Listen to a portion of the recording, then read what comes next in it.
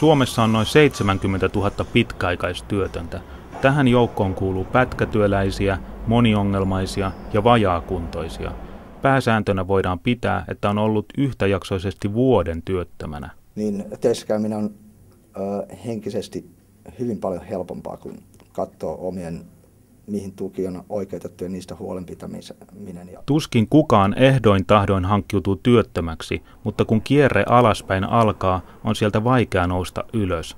Puhumattakaan muista ongelmista, jotka voivat johtua työttömyydestä. Jos ne henkilökohtaiset olosuhteet, perheolosuhteet on hankalat, jos ei ole niitä työpaikkoja, jos ei ole kuljetuksia, eli nämä ulkoiset olosuhteet ja muutos suosiollisia, niin tämähän on aivan toivotonta sen ihmisen kannalta. Jos työvoimatoimistossa eli nykyisessä työ- ja elinkeinotoimistossa todetaan asiakkaan pitkittynyt, hankala tilanne, voidaan hänet ohjata työvoimapalvelukeskukseen, jossa hänen tilanteensa tutkitaan yksilöllisesti. Keskustellaan tämän ihmisen kanssa ja katsotaan vähän niitä mahdollisuuksia tarkemmin kuin sellaisessa pikaisessa vastaanotossa työ- ja elinkeinotoimistoissa.